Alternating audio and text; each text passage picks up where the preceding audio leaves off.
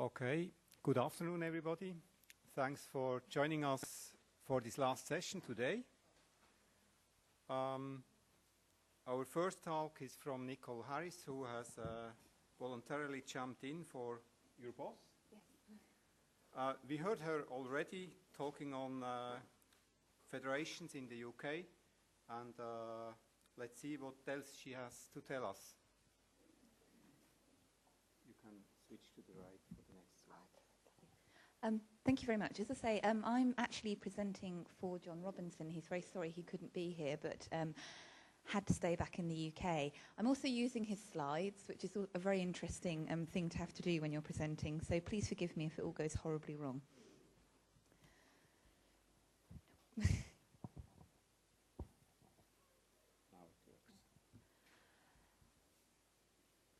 I've been asked to look at the issue of maintaining both development and services within NRENs. Well, JISC itself is obviously not an NREN. We're one of the funding bodies. The JISC family carries out an awful lot of development work, but the development work all happens within our community, and that might be within the institutions within the UK, by organisations such as UKERNA, by commercial bodies. So we ourselves don't do any development. So John describes us in this presentation as a virtual developer in this sense. Like all of the other funding bodies and NRENs in Europe, we also fund lots of services. We fund advisory services, production services and development services. We outsource all of these services again, so in that sense we can be considered a virtual service provider. The problem that faces us on an almost a daily basis is how can we ensure that this virtual development area and virtual service area meet together so that outputs and outcomes from the development can successfully be taken forward into a service environment and maintained by us. And that's what I'm going to look at today. According to our strategy, our primary mission is to provide world-class leadership in the innovative use of information and communications technology. The interesting thing about this is the JISC strategy says that we should have innovative and sustainable ICT infrastructure. Being innovative and sustainable is a really, really difficult challenge, and that's the issue that we're trying to address by looking at a development service strategy within JISC. The reason for doing that is obviously to promote the development and uptake of effective ICT use within the UK. To enable us to do this, it's essential that we maintain a service portfolio, and a primary indicator for the value of any of our JISC services is that they're meeting our mission, they're meeting our strategy, and they're delivering what our community wants them to deliver. So it gets back to that innovative and sustainable issue again. So any service that's operating within the JISC services portfolio must be innovative as a service. It must be sustainably innovative, and it must, as a service, be sustainable. That's a complex thing to get right. To break that down a bit more, I'm just going to give you a quick overview of the JISC environment in more detail. As I mentioned, we have an awful lot of development programs. That gives you a breakdown of most of the programs, and my day job is actually managing the core middleware programs which appear up on there. There's an awful lot of things going on, and out of these we have an awful lot of outputs. So John describes the Catherine wheel of outputs. He gave this presentation in the Netherlands not long ago, and they didn't know what a Catherine wheel was. So if you don't know what a Catherine wheel was, please come and ask me afterwards. Basically, we have an awful lot of different outputs being thrown out of our development program. They might be developing services or infrastructure. They might be there just to help institutions and JISC gain knowledge and experience to move things forward.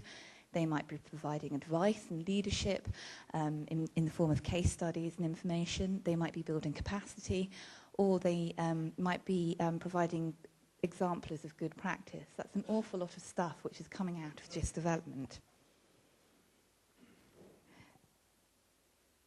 All of this stuff has to go somewhere, and most of it's going into a service environment. John's previous job was working as an IT director at an institution within the UK, and when he was trying to explain the network in more detail to some of his accountancy friends, he devised a 7-layer model to make people understand better that it wasn't just a network, it wasn't just a black box. There was a complex layer of applications and services needed to maintain a good network infrastructure within an HE institution within the UK. And cunningly, all of the JISC services that are coming out of this can be mapped back across to that. So down at the bottom, we've got Janet, which is our national NREN. We've got the Access Management Federation and all of the work that we've been doing in that area. We have national data centres, which are delivering content and services to our community. And then we have, right at the top, very specialist applications, such as Digimap. So all of our outputs are going into sensible areas. To match the complex spider diagram within the development, we also have a very, very complex service environment. So that's an overview of all of the JISC services. There's an awful lot of them out there. They're all doing different things. And all of this has to be managed. All of this has to be innovative, and all of this has to be sustainable. So how do we actually achieve this in the real world of funding? Well, all HEIs within the UK have a very classic funding model, and this is true for JISC as well. We have capital income and we have revenue.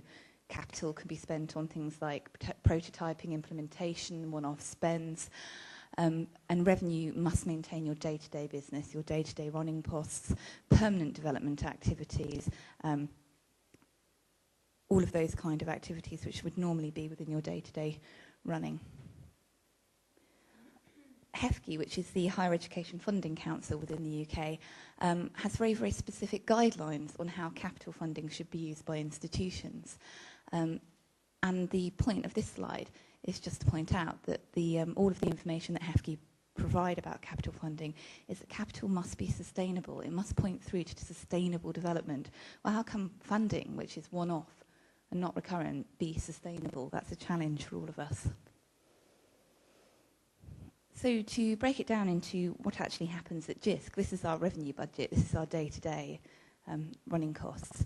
A lot of that goes obviously towards our network, one of the most important things that we do. We put a lot of money into content and delivery, and the other headings are all of those development activities, which I pointed out earlier. Our revenue budget can actually be seen to be decreasing. It's the overall percentage of HEFCE funding to HEIs. The orange line there, which shows JISC's grant, is decreasing. However, our capital budget seems to be getting larger and larger. The most recent capital grant that we got for HEFCE, which runs from 2006 to 2008, totalled over £80 million. So that's a significant increase on some of the grants we've previously had. And again, we're spending it in similar areas. This is a trend which is true across all of English HEIs. You can see there, HEFCE capital grants are going up and up and up. It's a lot of money coming in that needs to be managed and managed in a sustainable manner. To put this in the context of our NREN, UKERNA, this is their revenue budget. So these are their running costs.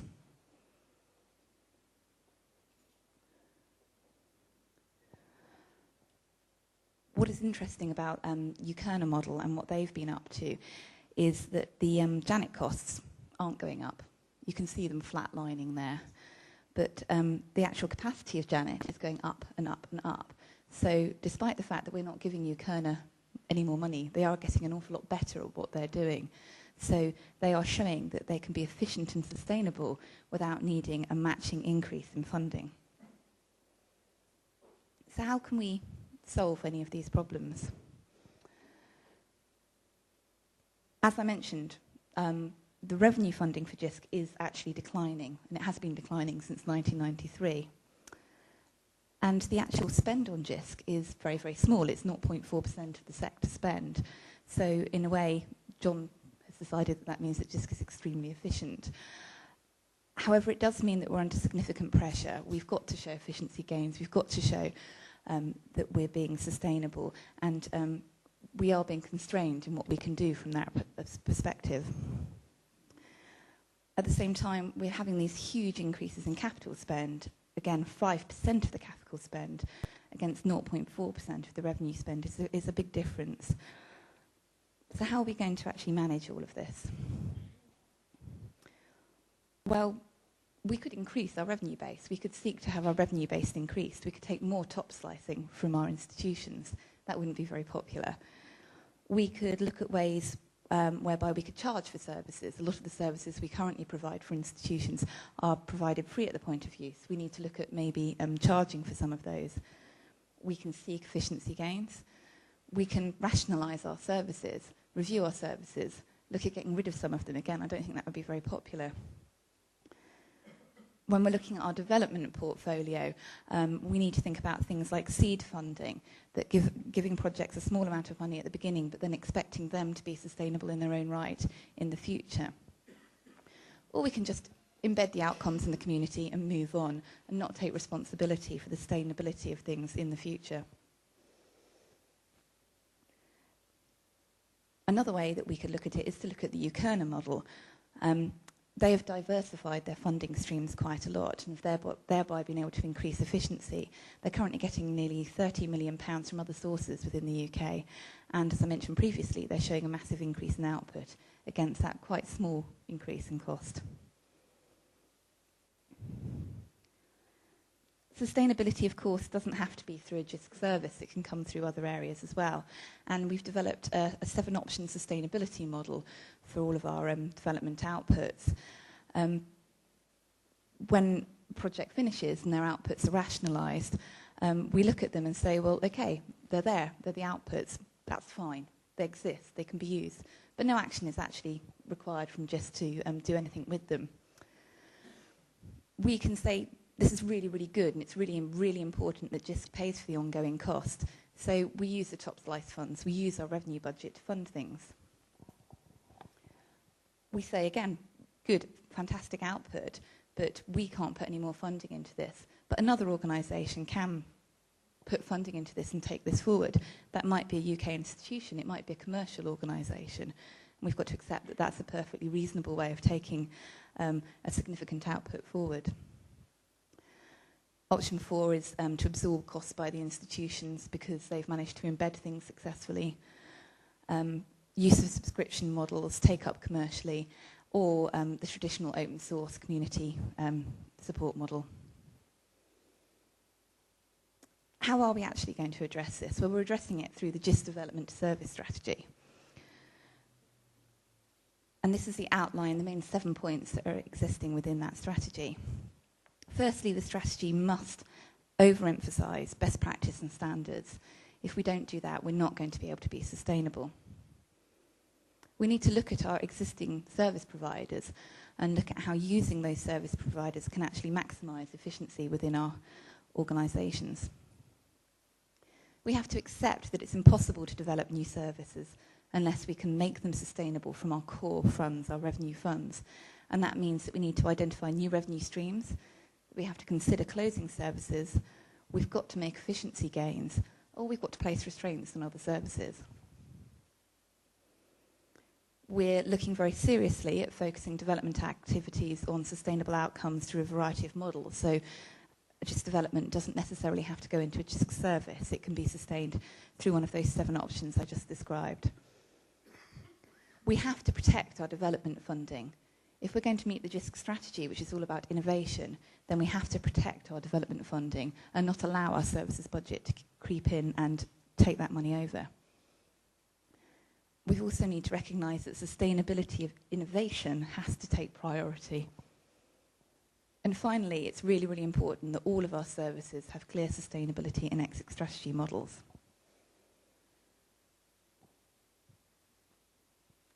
So John's conclusion points are that JISC capital base and revenue streams show that really there's a relatively modest requirement for capital investment, even though we have quite significantly higher capital investment at the moment. John sees any capital investment above the baseline as what he calls project capital, allowing us to do all of that wonderful development work that we can do. However, there's no automatic increase in revenue from the increase in outputs. We're putting capital, project capital will increase the number of outputs, but there's not going to be an increase in revenue to match that. We can't sustain project outputs from JISC revenue base without that increase of funds or finding efficiency gains or rationalising what we're doing. So perhaps the the best role for us to take is to show best practice in terms of its own services, so that institutions can see how we're actually embedding sustainability and innovation in what we do. We also have to accept that many of the project outputs that we have are not quantifiable in what John's called bean counter terms, in accountancy terms. Things like knowledge gain. That's not a quantifiable service. Just to wrap up, we currently have something in the region of 36 live development programs with around 250 projects. That's a lot of projects, and each of those projects could be producing something like up to 10 outputs. That means that we have a significantly large community out there doing work within our higher and further education institutions. So one way of looking at our outputs is that the projects themselves are the outputs because of the way they engage people in institutions, and they can have a significant role to play in ensuring sustainable use within the UK. So from this point of view, it may be that in many cases it is the project which is the mechanism for sustaining outputs and not the GIST services, and that we can help in disseminating and embedding these within the community, but we don't necessarily need to take the lead role in sustaining these outputs. And that's it. And sorry for being so stuttery.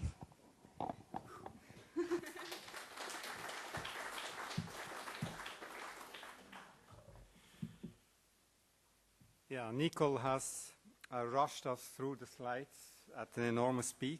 I could barely follow. I captured one comment, though, that services costs are creeping in and eating up the development budget. In industry, generally, the services are used that there is new income for the development work. So we have a big contrast between GISC and the industry. Is there another contrast between your own network and GISC? Would someone like to comment?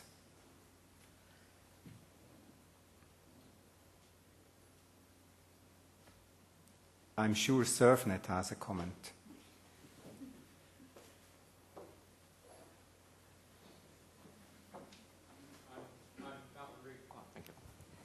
Malcolm Reed from the GISC. I think where the analogy between how the private sector deals with it and us is that we do not wish to make charges to the user community. We wish to maintain a model where the network is primarily about 15% actually of Janet's costs are charged, but the great majority is top sliced. And when we actually suggested to the community that they should put more money in, the rectors, the vice-chancellors of universities have actually objected because they prefer the model where, because they're still paying, I mean, it's their money even if it's top-sliced, it's just a tax rather than a subscription, have said that they prefer the model we've got because it means networking. First of all, it ensures a very high-quality network, but it's an expenditure they don't have to worry about. They can just concentrate on worrying about fixing holes in the roof and things like that, at least knowing that the network will never suffer.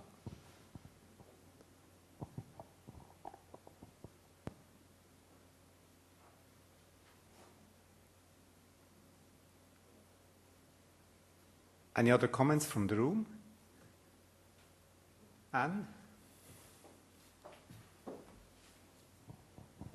Anne Harding, HEAnet. Sustainability, I think, was a key word all the way through that. And what I'd like to know is, could you give some examples of how you know when you've achieved sustainability for a service? You need to take the mic.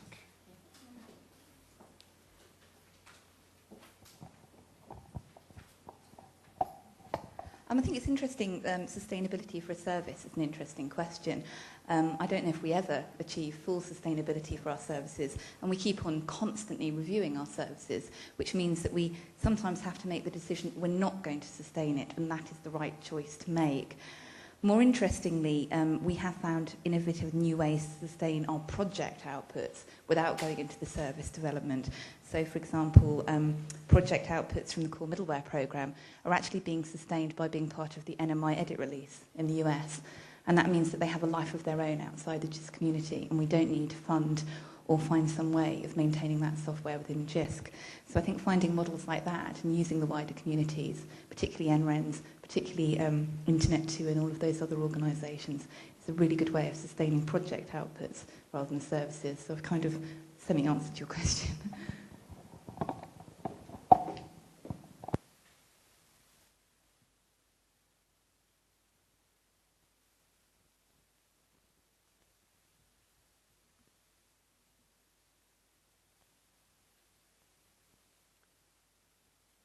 Okay.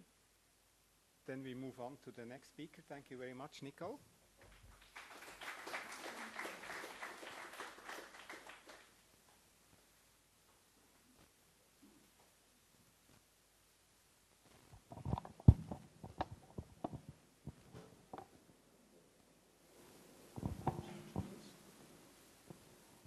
You can use this to the right.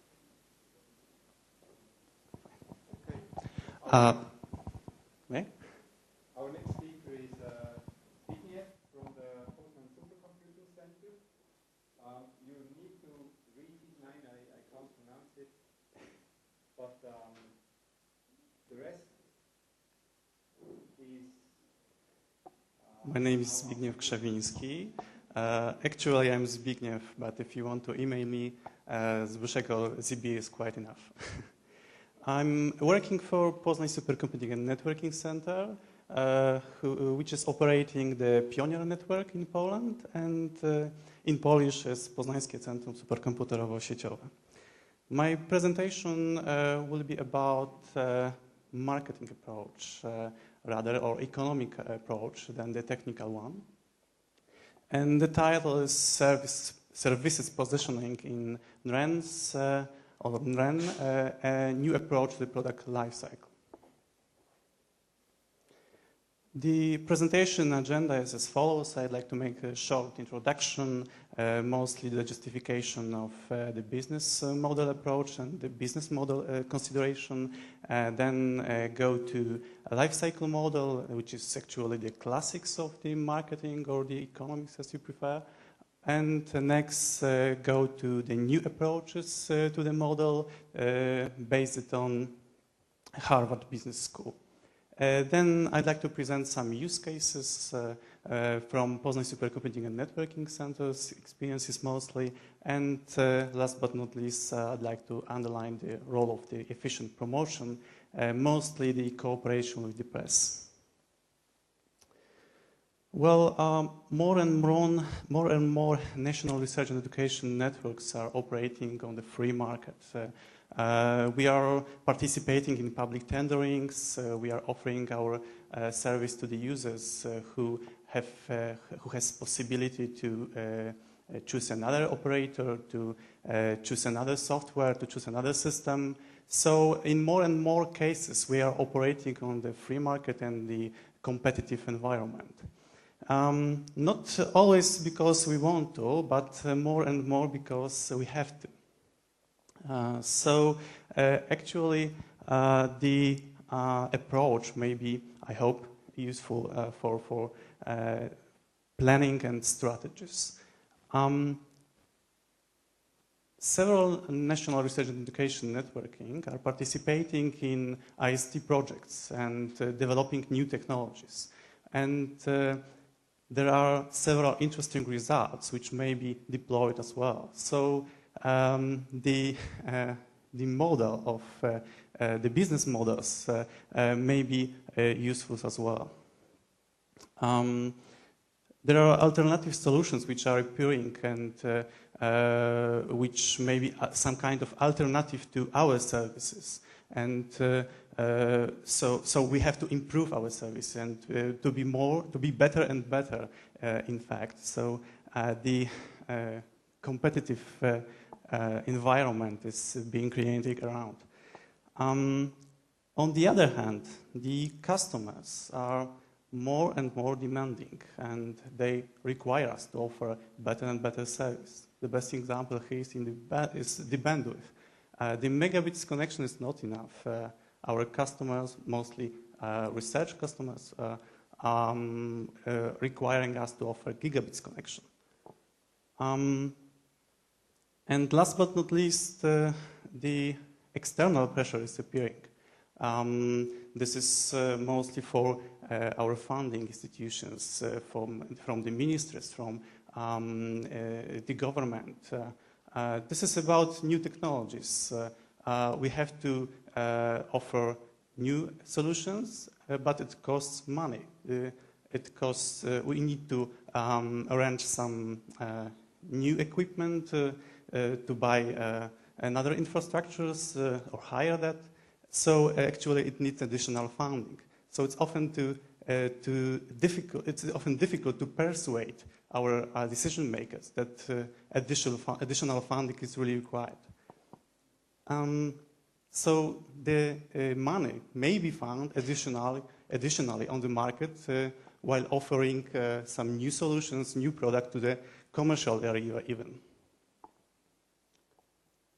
One of the useful tools may be the life cycle model, which is actually the classical model presently. It has been presented first time by Theodore Leavitt in the 60s, and this is the sequence of a sequence of product stages from the introduction to the growth through maturity and to decline finally.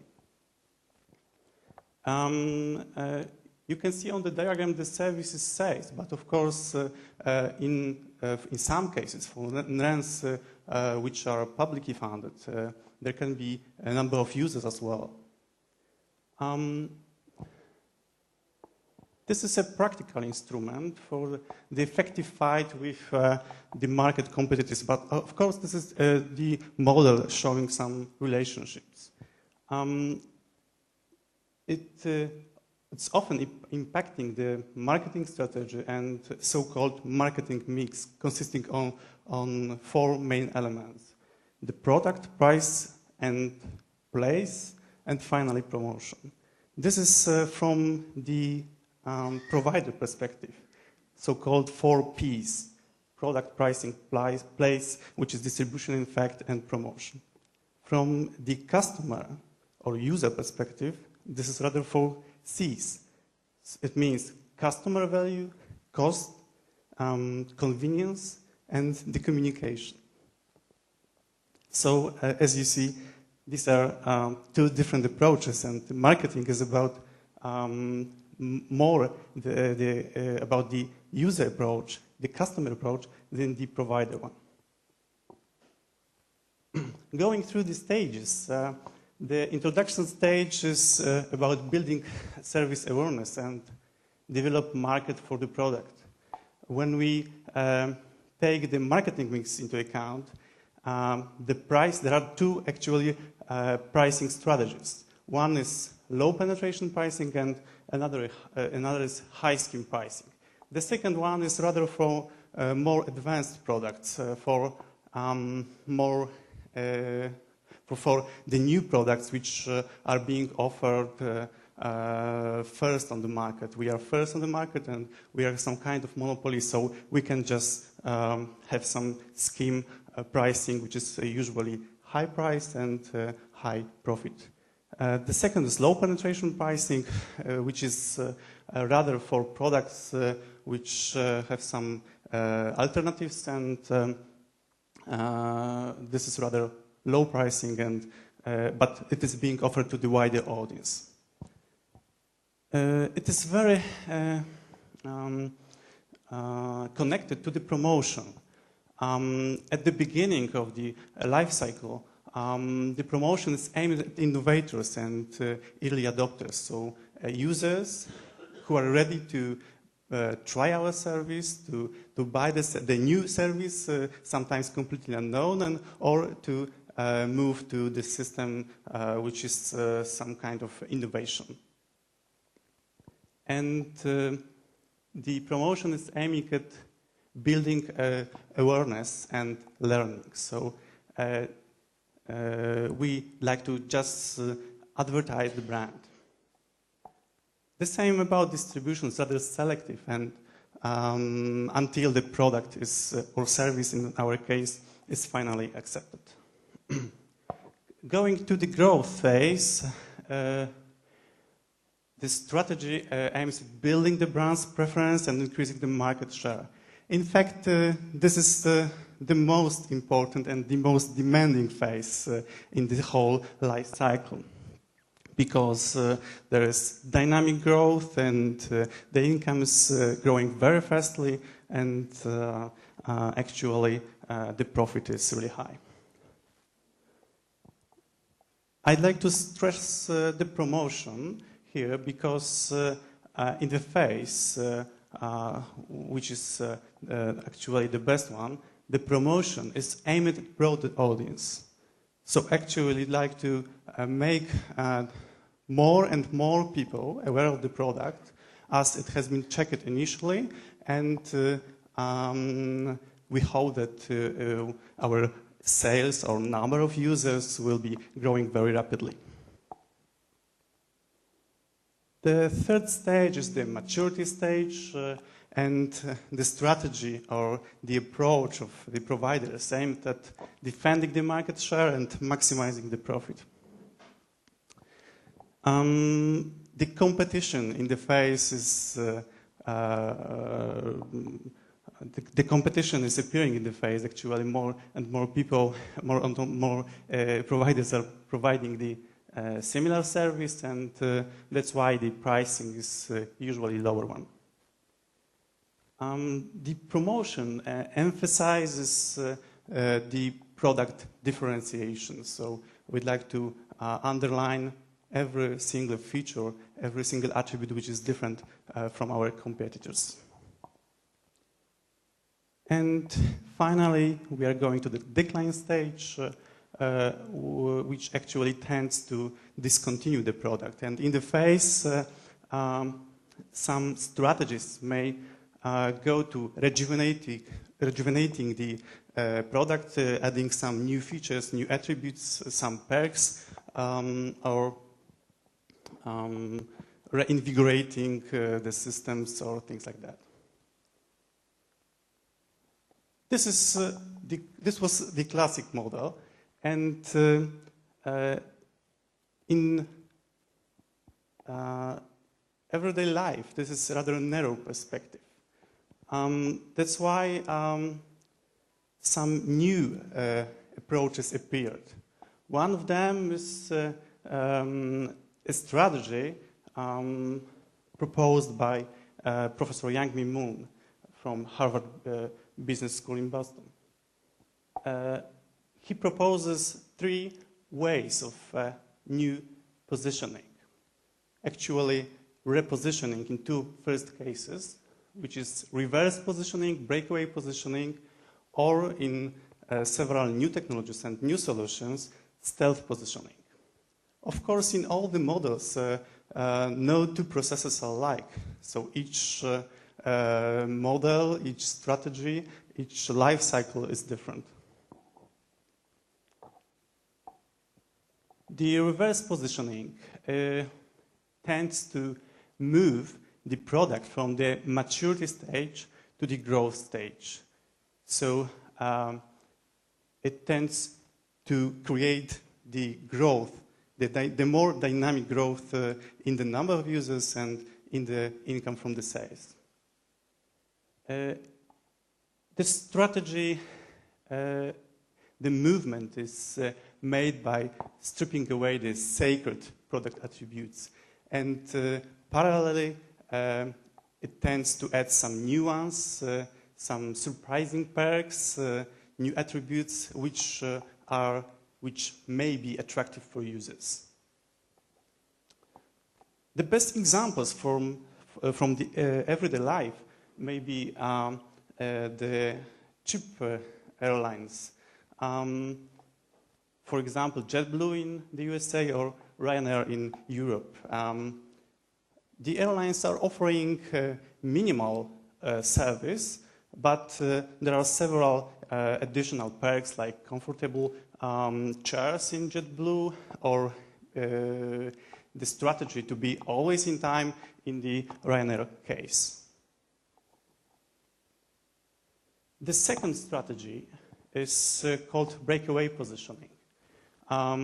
It means the same, moving the product from the maturity phase to the growing phase. But it is achieved by slightly different way. It tends to associate the product with the different category. The strategy is dedicated mostly for tangible goods. We can find several examples in everyday life, like Swatch, which actually is not Swiss jewelry as most of watches, but it became more and more some additional to clothes.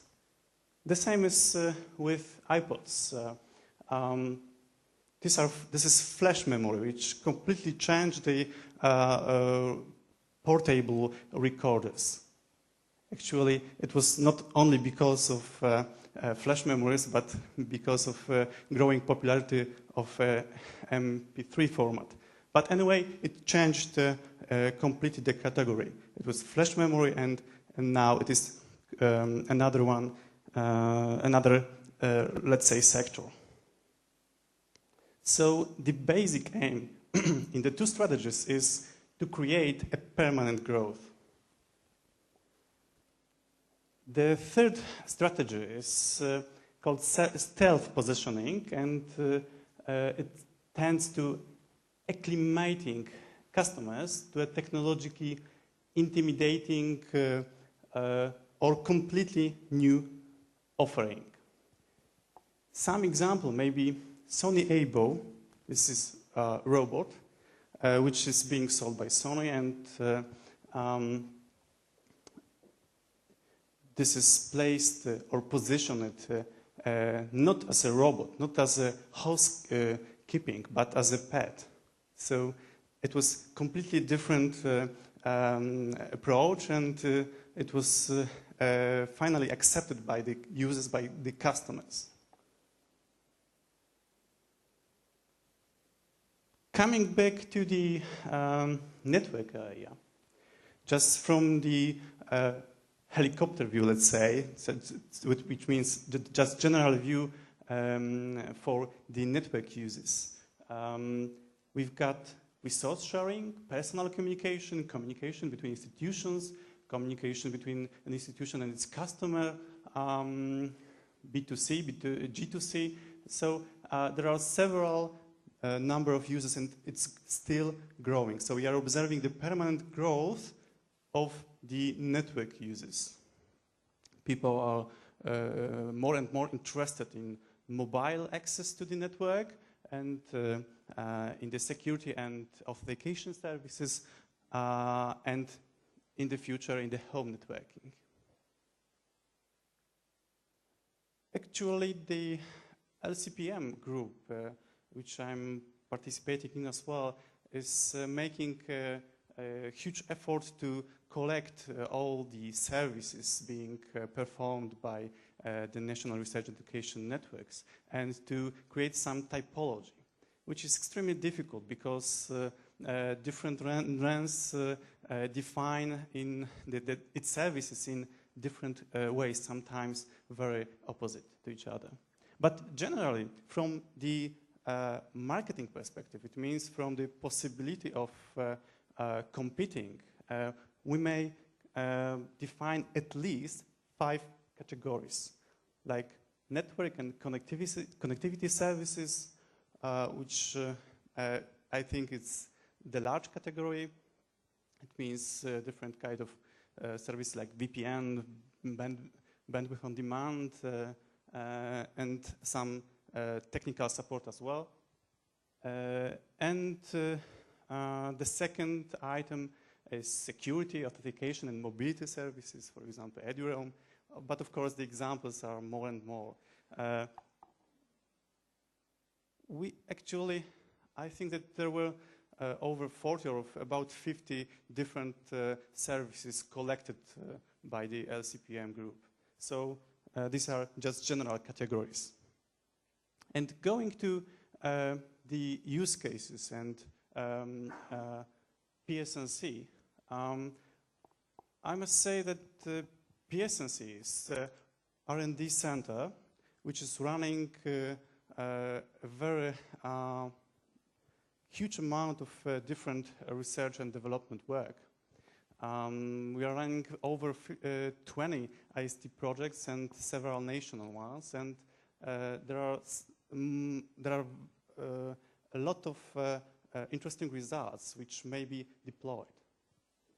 And I've listed here several examples like progress in portals categories, like grid enterprise solutions in grid technologies, the grid research.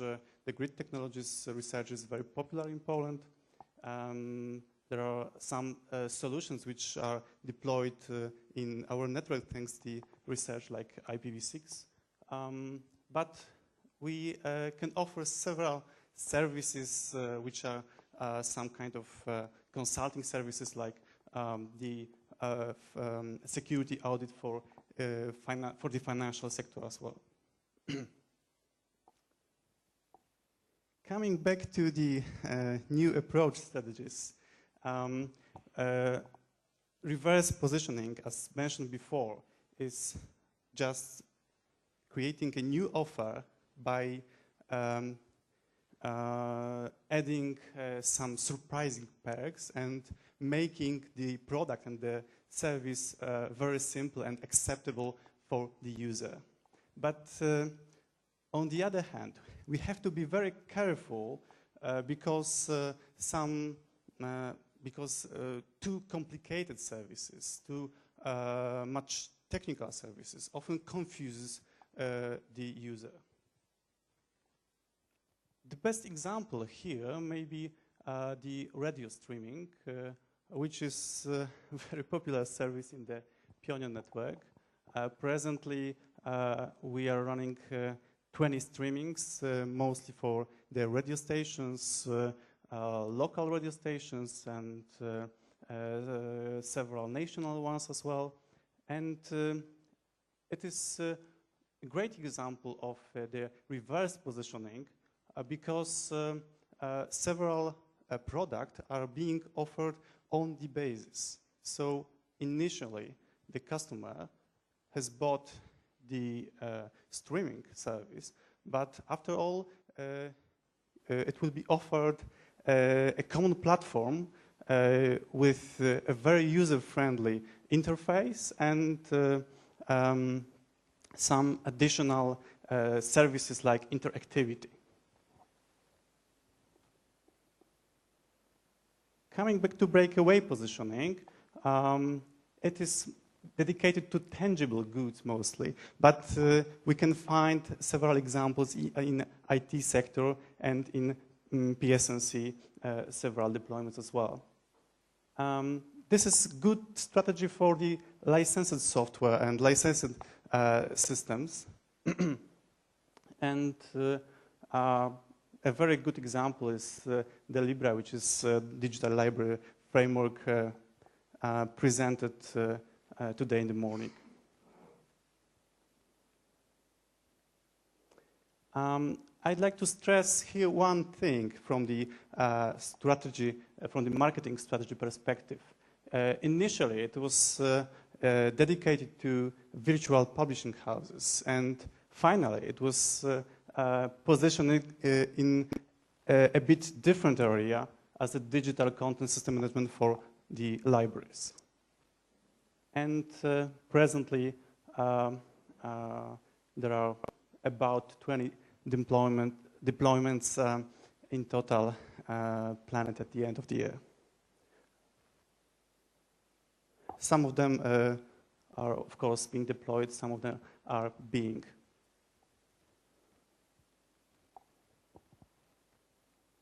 When we take the stealth positioning strategy, I like to stress that this is a very good strategy for new technologies, which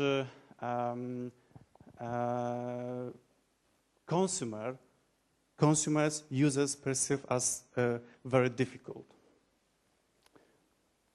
the best example here may be the interactive television, which is in fact the home entertainment innovative solution. It may be equipped with additional services like video on demand or possibility of watching the whole program or movies without publicities and several interactive functions. It may be a useful tool for the teleeducation as well. So it's not only the commercial area, but it's the education and research as well.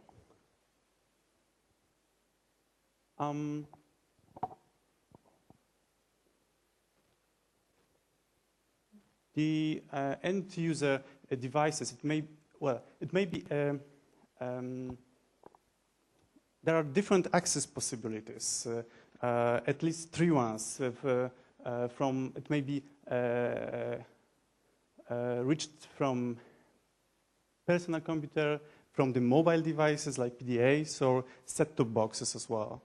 The NREN role is maybe a bit different. On one hand, this ideal environment for the so-called second mile. So this is ideal network to offer such advanced service. And on the other, it is a provider who can offer several systemic tools. In our case, the final business model actually is still being discussed. However, however, it is a working system, and some interesting events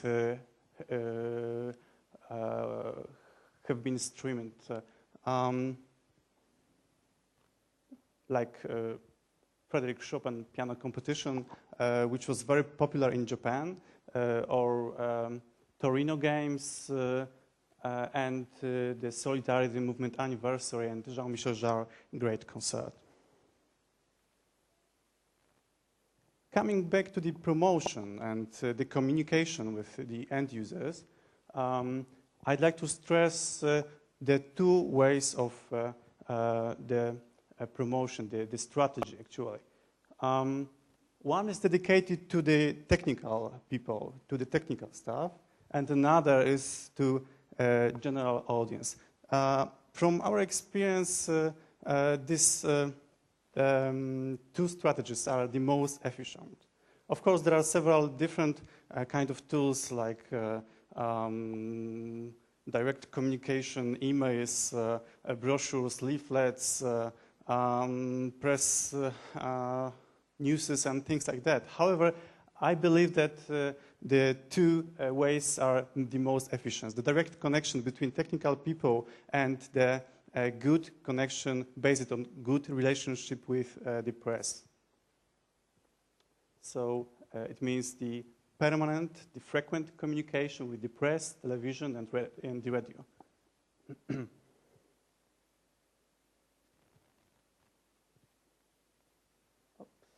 Doesn't work?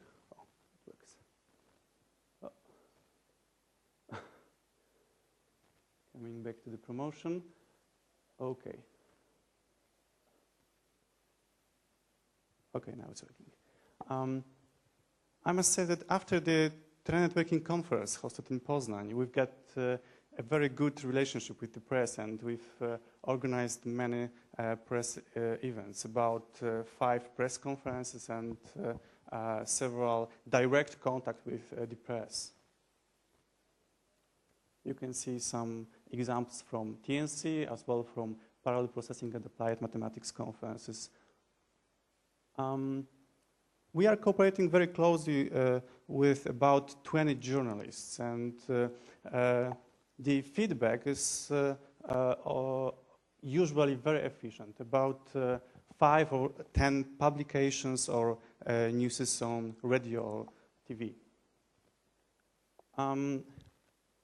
I think that the public mission of such centers like PSNC or generally network national research and education network operators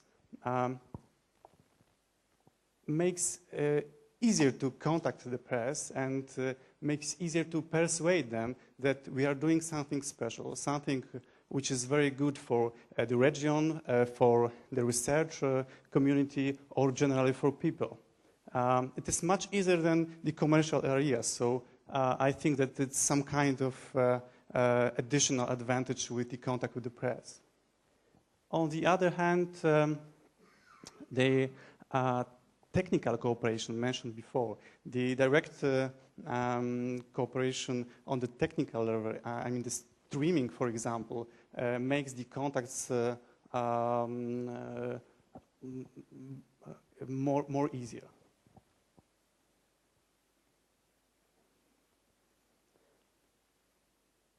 So, summing up, I think that several new approaches to the classic life cycle model may be considered in the strategic planning. I think that very few national research education networks has a real strategy, I mean the written strategy, but such modeling may be useful in the general everyday approach. It allows for refreshing the offer and makes to look for another possibilities and solutions. And I believe that efficient promotion it means frequent contact with the press, make the products or services much easier.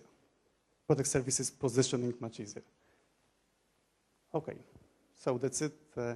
Thank you very much. Some questions maybe? Yeah, this was my first talk on marketing theory. I learned a lot. Thank you very much. What struck me was we are offering new services and are the first ones on the market generally as an NREN. And you just stand here and say, in that case, you need to ask the highest price possible. The usual argument heard within the NRENs is, we need to do it for free, else no one is taking it. I will have to think about that one.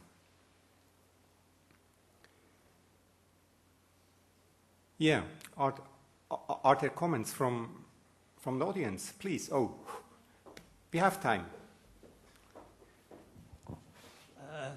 Thanks, Chair, and thanks, Vignew. I wonder, is there any experience in Pioneer, or look at it from the other direction? Have you any experience or procedures for dealing with, let us say, procurement from your clients, existing clients or new clients? Suppose they issue a call for tender. Do they do so? And if so, would you respond to them? In other words, the dynamic is the other way. Your clients want something and they go to the market. And do you consider yourself part of the market?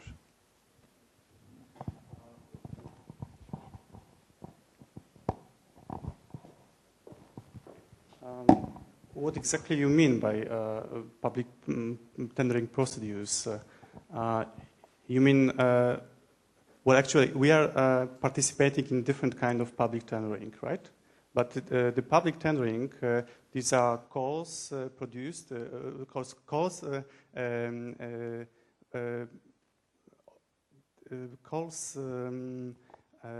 made by public institutions, right? So yes, we are participating in different kind of public tendering. Yes, we are preparing several documentation and business plans and so on, and sometimes we are winning as well.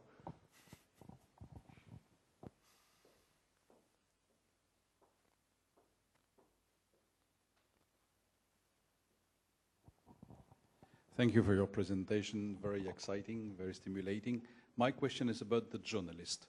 Have you already got feedback of the cooperation you have had with communication specialists, I would say? Because my experience for science is that scientists are not good communicators. I wonder also if the same for the NRN. And maybe we need such type of specialists in communication to help both communities to join. Yes, it is always a problem to prepare a good press release and to prepare that in such a way to be not too technical, to be not too detailed. I must say that press releases are being prepared by people who are not technically involved in some services. These are prepared by, let's say, PR specialists. So there is, I hope, different point of view on several issues. Of course, it is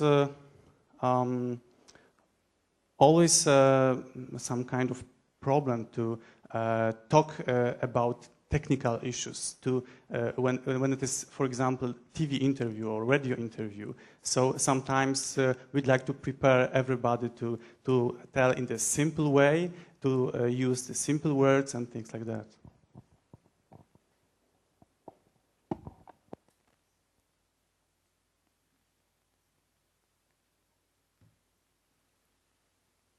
Okay, if there are no more comments or questions, we move to the next speaker. Ronan, please.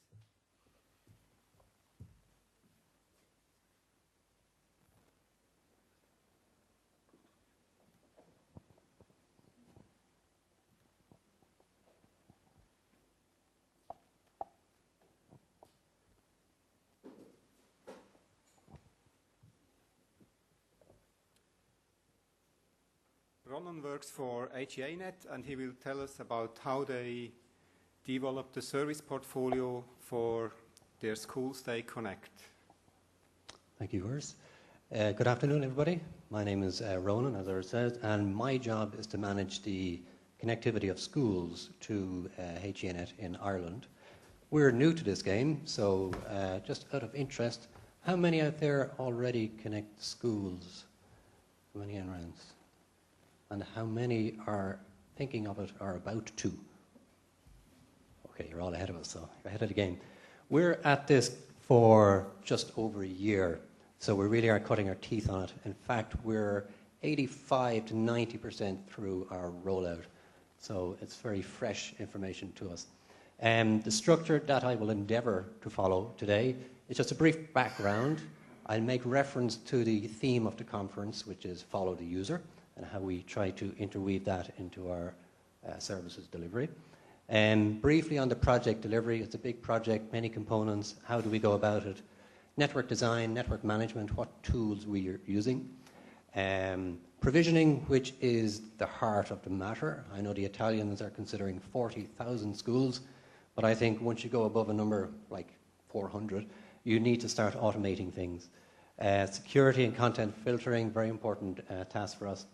Email, and then how do we support all that good stuff.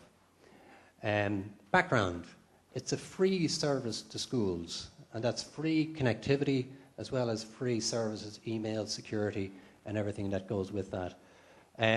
Approximately 4,000 schools, and the breakdown there is about 800 post-primary and 3,200 primary schools. Now, I said free, but somebody has to pay for it.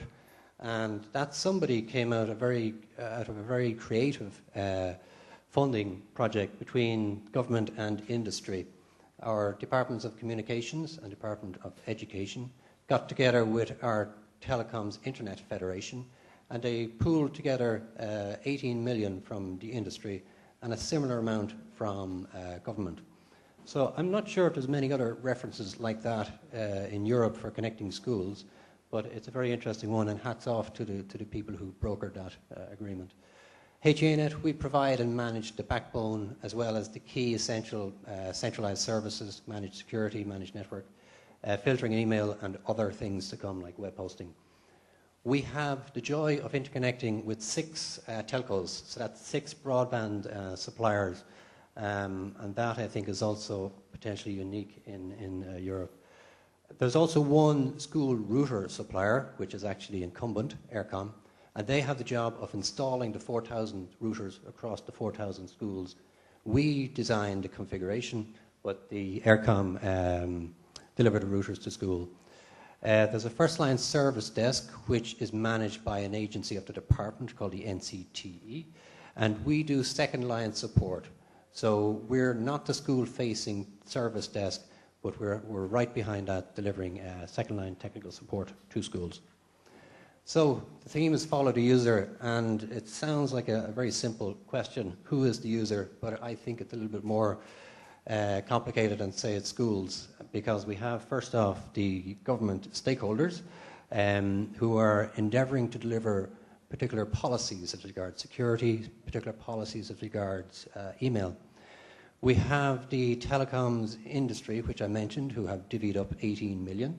So they want to see some return on investment, and there's no hiding their agenda that they want to see broadband rolled into schools, the pupils' home, as well as parents, etc.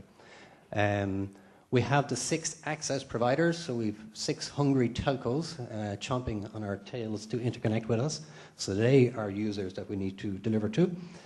And then we have, of course, the schools. But even in the schools, we have different users. We've got primary and post-primary. And there we have differences as regards requirements of content filtering.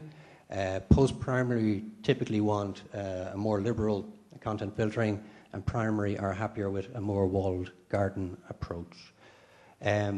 Teachers and students, again, an example would be email and spam policy on email.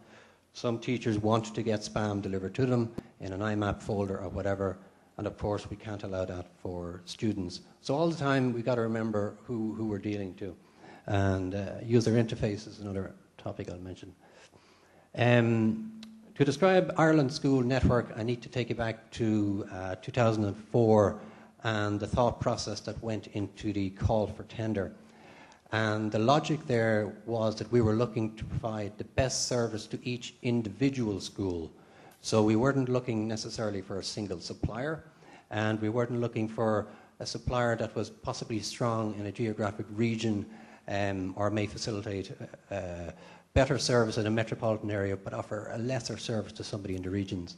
So we actually evaluated each school on its own merit. The tender provided for each school, the technology and the cost for every 4,000 schools in the list was evaluated. And at the end of the day, we evaluated over 100 different broadband offerings. So that's different bandwidths, different symmetry, and different cost, of course. And 80 different router models, school router models. So again, it's all school user driven to get the best possible service for schools. However, it gives the NREN a bit of an overhead to manage. This is what it looks like. These are the 6 access providers. The 2 biggest pieces of the pie there reflect the 2 satellite providers. That's right, I said satellite, scary as it is. And then the smaller ones are the more regional wireless operators. So I think if we had gone out looking for one incumbent perhaps to deliver all schools, we wouldn't see the wireless offerings in the regions as we do now. This, I think, is a very interesting and scary slide at the same time. The biggest piece of the pie, as you can see, is satellite. And no disrespect to satellite or satellite providers, but immediately you've got the latency obstacle to overcome, which is at least 500 milliseconds up to the bird, back again. So that's, at least 10 times slower than your DSL equivalent. So DSL is the white portion, about 800 of those. And wireless, we have a lot of wireless spreading across Ireland, 1,500 of them. And I should also say that since we've started rolling out, that blue segment, the satellite segment, has actually increased because some telcos have been unable to deliver DSL due to distance from exchange, attenuation on the line. And the wireless, they suffer with line of sight. So we nearly have half the 4,000 on satellite, which is quite a challenge. So in summary, what do HEAnet do? We play a central role. We manage the backbone network, And we deliver the key central services of monitoring, security, filtering, and email. We interconnect with 6 telcos, 6 access providers, and we have an important role of managing their service level agreements. They've all contracted with the Department of Education in Ireland, but it's us who's monitoring the interconnect, their core outages and so forth. And that's an important role we have for delivering quality to schools. And again, as I stated, we deliver second-line support. We have a schools NOC delivering second-line support. Project management, I want to try and teach you the principles of project management, but this is your classic textbook stuff. But when you're delivering so many components, it's very important to define the scope, and even within the service delivery, defining the scope of that service. And simply how we endeavour to do this is define initial services and later services. So later services would include video conferencing, web hosting, which we're actually looking at now. We also define constraints and dependencies. Indemnity is something that used to keep me awake until I got it from the Department of Education. And what I was conscious of is that I have 6 aggressive, hungry telcos looking for revenue upon interconnecting with us. And if the NREN caused a delay in that fashion, that they could potentially bring a case against us for consequential loss or delayed revenue. From another angle, we deliver content filtering to schools. So if a child sees an inappropriate image, is that child, the school, or indeed the parent going to bring a case against the content filtering providers? So that's probably the most important thing on that particular slide, in my view, is the indemnity and protecting the NREN, a not-for-profit organisation who couldn't afford financially or at any level to have that exposure. Some classic project documentation, the PID document. Here you're defining your scope. Everything above goes into the PID document. You're getting that signed off by the customer. Financial budgeting was a catch-22 because we didn't know how many telcos we were going to interconnect with, and we had to do scenario planning around how we would actually budget that with the department. Issues log and risk register, obviously enough. We are very much technical advisors to the department, so we design the security protocol, we state what ports we block, etc. But we get that signed off by the stakeholder, and then that's used as the baseline for any change variation as we go along. Email and security policy, here we set a clear delineation between what the NREN does and what the government do. The government set the policy for security. So we don't say, the NREN doesn't say that we're going to block this particular website from schools. That's the department's responsibility and policy, and we deliver the infrastructure to enable them to do that. Briefly on project organisation, because we have so many things, so many sub-services to deliver, we organise ourselves into discrete working groups and then manage the interdependencies between the working groups. So classic project management, break it up into small chunks and endeavour to manage it in that fashion. Network design. Again, we go back to the tender documentation because it's the planning at that stage which is giving us the flexibility and the manageability that we have today. Interconnectivity, a tender requirement was that the telcos present us with a layer 2 channel, so a clear channel layer 2, which means there's only one hop from us to the school. We can see the school router, we can deliver services and offer flexibility as regards management. Again, the interconnect presentation, we set a preference of GigE, fast Ethernet, ATM, etc. Similarly, with the school router specification, we set out must-have protocols, but also some nice-to-haves as well, and scored that essentially. And of course, because you're dealing with 4,000 routers, that they have the capability to be centrally managed. One thing we do recognise with our user base, which is schools, is that they are limited, a lot of them, in their IT skill set on site. There is no dedicated IT resource in Irish schools, and it's invariably down to the physics teacher or the volunteering parent who volunteered once 3 years ago and is still doing the job, that type of thing. So we had to, the best way to do this was to manage services centrally.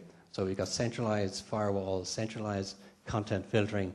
However, we may have to devise and manage a policy per school. So that's potentially 4,000 security policies. Centralized firewalls allows us to, for example, P2P, we can block it centrally or open it up with one firewall change. And then webmail, obviously, is centralized as well. Another key design principle was the use of public IP addresses. We have a /12 from RIPE, which enables us to give public addresses to schools if they choose to use them. So very simply, this is the network topology. The 6 telcos, which you can see the little circles at the end, connect to 2 POPs in Dublin. We have a centralized POP which allows us to manage services as well. And in the schools, we have predominantly a Cisco 871, which is the new Cisco router that came out May, June last year. With regard to subnetting, how we approached that was we subnet by access provider. I should also say that some access providers are actually presenting more than one technology. For example, one supplier provides satellite as well as wireless. Another provider provides satellite as well as DSL. So we subnet by access provider, by technology, and then by school. And how we subnet by school is dependent on these references in the first bracket on the left are the pupils, number of pupils in the school. So we range from a /23 for 1,000 plus school, giving 510 hosts right the way down to the very small primary with a /27, and 30 hosts is usually ample enough for them. Scalability, obviously we want to future-proof our services. We have the capability on our content filtering node to push almost 4 gigs of traffic, 3.6 gigs, but that's also expandable if we need it, because a lot of telcos are doubling their bandwidth. A lot of wireless operators are giving more symmetrical services as well. So we need to keep up to date on that.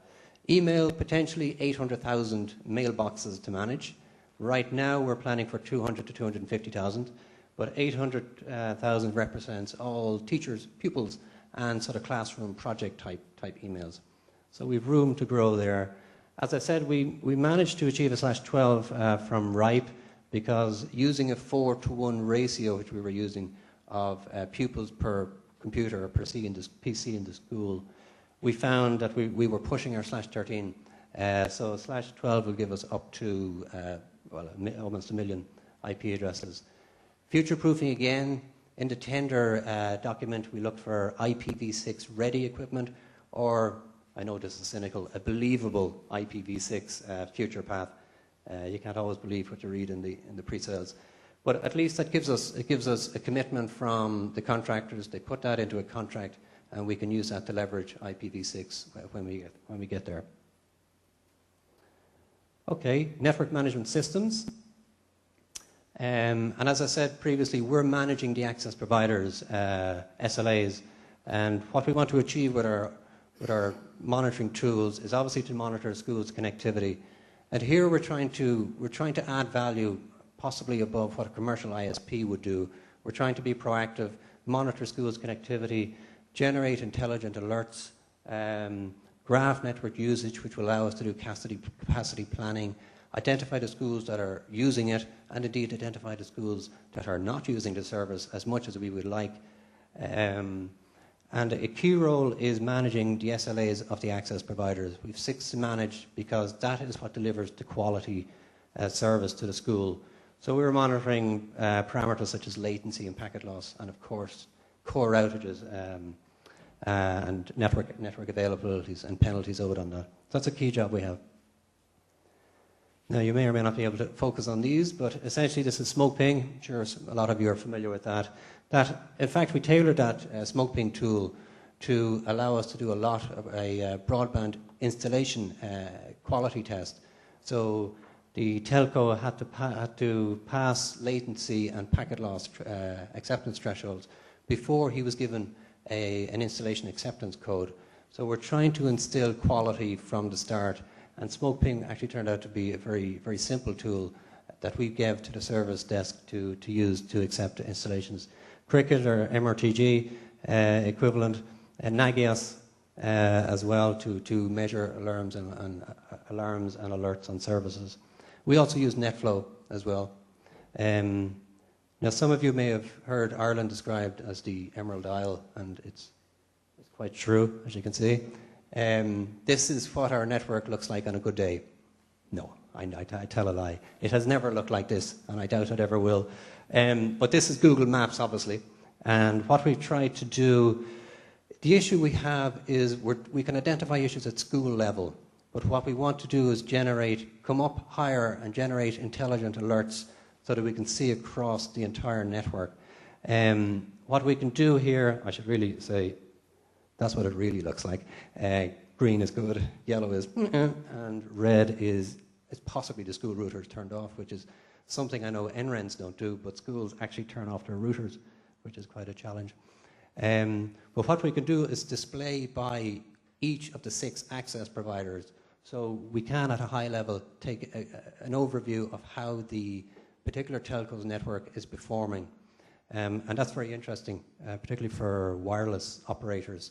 And as you're most probably familiar with Google, you can drill down into closer into the map. And this we found very useful for wireless operators, where they may have a particular issue with a mast in a particular area. And we can see immediately if there's a change in a particular area where they have a mast. And that's been very useful to us. Obviously, we can also use it to find schools, which is a challenge for some of our field engineers and ICT advisors, indeed. And what we've done is when we hover over a pinhead link, we can see a direct web link into Cricket, as you can see, but SmokePing and Nagigas are also hyperlinks there. So it's a very, very useful tool, and it's a very simple tool that we can push to the service desk. And we'd like to think we can do a few more intelligent things as well. Provisioning. This is the heart of the matter, as I said, and this is the reason, again, the user requirement was to roll out at a rapid rate. And as you can see, from the middle of September, we ramped up, took a little holiday in December, can you see that? And then we ramped up again to 3,500. And that's where we are at the minute. So an aggressive rollout challenge which we had to meet, installing approximately 500 broadband installs, but also 500 router installations happening at the same time. And obviously automation is the key there. And just to point out, each school router has a unique configuration. That's quite scary, due to PPP logons and DHCP subnets and so forth. And what we try to do is push provisioning as close to the school as possible, or as close to the telco engineer installing as possible. And we have the 2 acceptance tests, which I mentioned, the broadband test, but also a school router installation test. We do a remote logon, verify the iOS, the config, etc. And if they pass that, we automatically enable the network monitoring tools. So we've got scripts running in the background, so the service desk can immediately connect to school and then start monitoring it straight away. And features we like to do is content filtering. We can turn them on and off, DHCP, we can turn on and off. And ultimately, we'd like to push this even further down to school level so that they can do this themselves, obviously with an authorized user. The router configs, by the way, we generate and push to a secure website for the incumbent operator to download. Security design, just very briefly and at a high level. The school router, we're implementing firewalls which we hope will never change, because we don't want necessarily to update 4,000 routers on a regular basis. At the aggregation router, we actually have 7301s, Cisco 7300s. And here we can do things like turn P2P on or off centrally. And centrally behind that, we actually have a 6500 doing firewall centrally. And that sits in front of a Fortinet content filtering chassis. Again, a Department of Education requirement to deliver secure filtering to secure access to schools. We went out to tender on this, and a local Irish reseller won the tender with a Fortinet solution. We have 2 POPs, as you saw, so we have a security node, security chassis in each POP, with a failover, so we can actually upgrade one or reroute if we have to do maintenance. We can achieve 0.5 gig of traffic of inline checking, so we've got ASIC chip technology helping us to do that. You may be more familiar with the likes of WebSense, but this is very, very similar. WebSense is 58 categories, we've got 56, and we can whitelist, blacklist, obviously block those viruses. And it's all supported by a managed service of rating engines around the world. So I'm not sure if I don't think many NRENs do this. So we're very eager to learn if others are doing this and what we should do better. Security profiles, again, managed by the department. Schools email, webmail, again, a centralized service, went out to tender again. It's essentially open source components that we like in this. So we're using Horde Imp as the client. Obviously anti-spam, antivirus. It's Horde Chronolith for the calendar. And again, we're giving the schools autonomy to add users, change passwords, because it gives them more autonomy to do it themselves, but also we're removed from actually who the user is, so the school themselves are best positioned to validate when adding new users, changing passwords, that nature of thing. Scalable, as I said previously, and again, the Department of Education set the policy as regards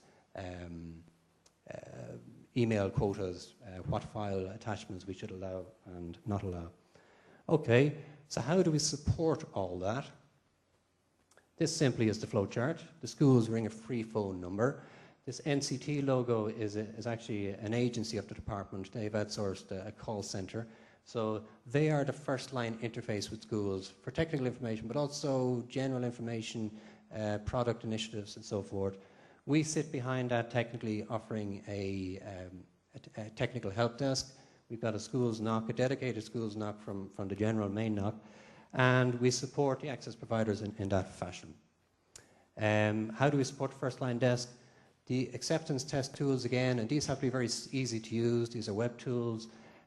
We push provisioning to the front end, and that's key to all this, because we could never deliver 4,000 configurations at the speed of rollout that we've achieved. We've also created a wiki for technical guidelines, help desk, FAQs, and a wiki, as you know, is a collaborative web resource. So we can add comments and they can add comments, and together we should meet the objectives and information needs of both parties. Your classic training, technical advice, and reporting about who's using the network, who's not using the network, who should they maybe, what schools need more support, and is there a reason why they're not connecting to us? Near the end now, don't worry. Proactive network management. Here we're trying to add value. We're trying to be different to your commercial ISP. Obviously network outage alerts, but also service outage alerts. Email is down, security is down, whatever. They never are, of course. Virus alerts, and already we see a vast improvement in the number of viruses coming from schools. The Fortinet blocks them centrally, well, both ways, both directions, and the list of schools with viruses has dramatically reduced. So if schools can keep the local antivirus applications running on their LANs, I think we can have this guy beat. Security alerts, obviously responding to CERT, Cymru, etc. Latency and packet loss depreciation, where we see a general drop in latency, because some telcos, their latency just seems to rise like the tide. We can spot that. Again, router misconfigurations. There have been some routers installed with the wrong IOS. We catch that at the acceptance test stage. And we also see some LAN misconfigurations, so erroneous DNS lookups coming into our DNS servers. And that, it's eating valuable bandwidth, particularly on satellite links, but it also means there's something wrong on their LAN. So we would point that to the school. And of course, interconnect errors and flapping, because these 6 telcos, they haven't interconnected with HGNet before, and in fact, it's a learning ground for them as well. I'm going to finish on a picture, which I particularly like. This is a school which you can see are very proud of their satellite connection. This school is actually, it's a DigiWeb satellite school, and they're on the edge of Europe, and on the edge of the Atlantic. And what I like about it is it shows the situation now, but for the NREN, I mean, when we fast forward this picture up to when these guys go to post-primary, never mind graduate, there's going to be huge demands from NRENs to meet the needs of these young users. And you can see that young guy at the front there, just can't wait to edge-roam into other schools. So I like that picture, and I hope they're as happy with it next year. Okay, thank you for your attention.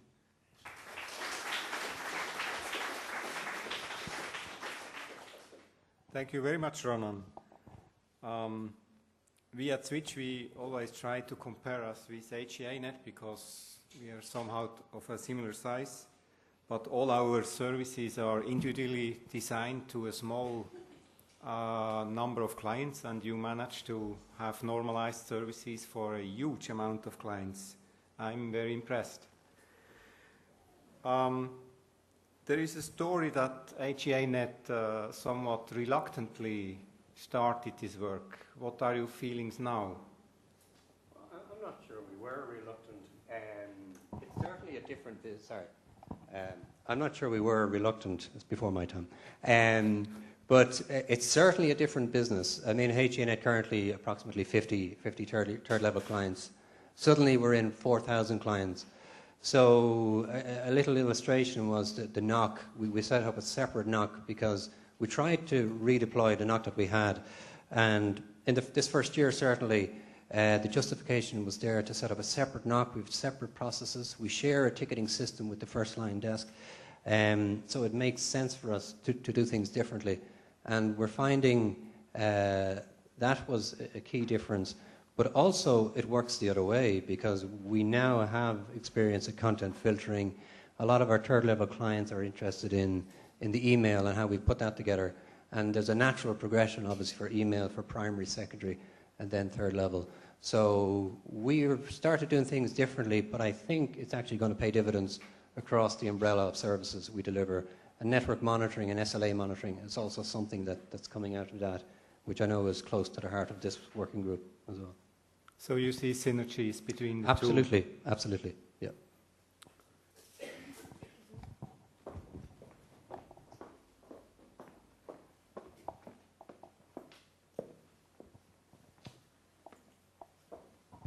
Ronan, probably the question which you expected is what is the broadband connection for school? What is the speed upstream and downstream?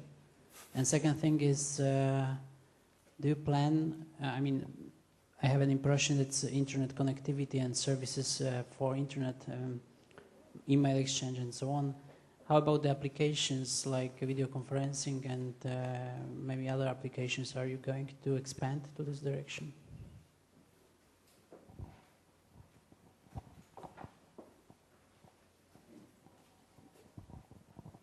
Yeah, that's one thing I meant to say on the way, is the minimum broadband, the entry-level broadband is half a meg up to two, for typically your very small and small primary school, up to a nominal 2 meg for post-primary.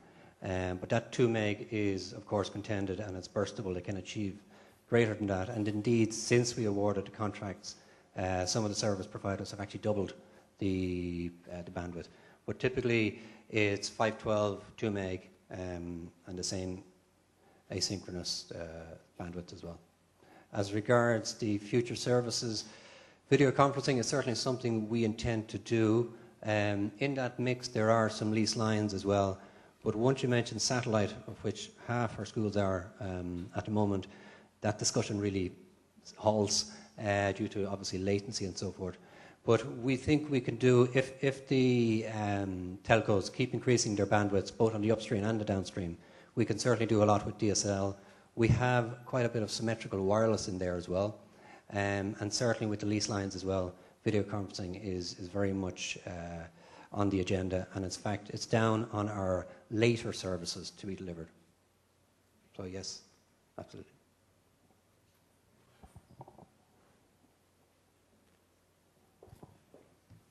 Okay, then, one more. Sorry, thanks very much for that. That was very interesting. I noticed that you've got a lot of measures in place, content filtering to protect the children from what might. Are there measures in place with the addition of so many schools so quickly to broadband connections? Are there measures in place, or at least recommendations to protect the children, especially the younger children, from what's out there? From being identified or targeted in any way?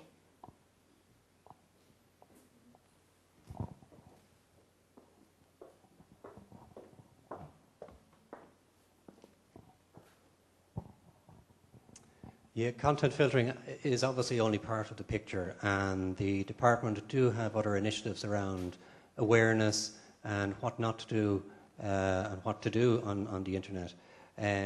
Obviously, identity is a key one. We do currently block social networking sites to schools, but we never say that it's always going to be 100% effective. And no content filtering solution will be, and we shouldn't pretend that it ever will. And even with BBOs and so forth, as we all know, anonymous proxies appear every hour of every day, and we need to keep up to speed with that. So that's our role, to make sure we're keeping up with the changing dynamics of the internet as we can. But yes, the department have programs in place to improve awareness, particularly around identity. And with the email naming conventions, we are very careful not to identify a child's name with the location of a school, for example. So that we try and incorporate that as much as we can, but there's no replacement for supervision, and there's no replacement for good awareness when using the internet. Yeah.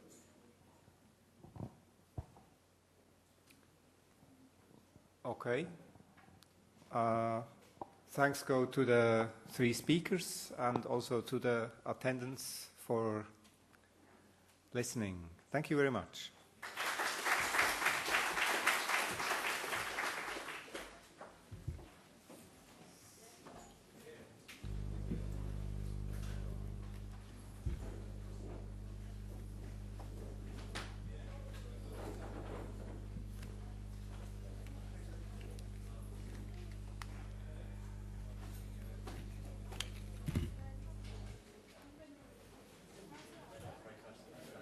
Huh? Oh, that's why you asked.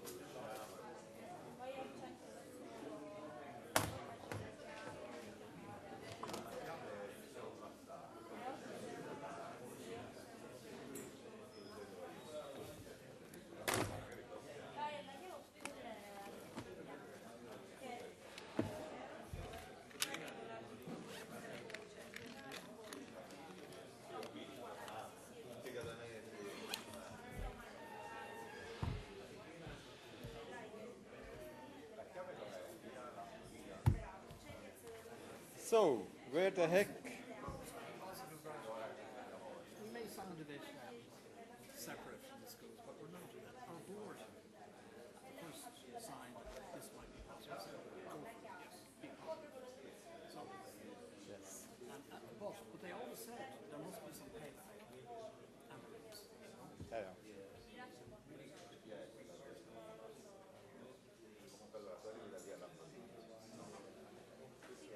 Where is... Oh, that's one of the best success stories I heard since months. I mean, digging Figers is not a success story anymore. Gala event, Palazzo. That's just the program. It's 8 o'clock. That's so Sunday. I think it's on the map. Sure. Because I try to walk.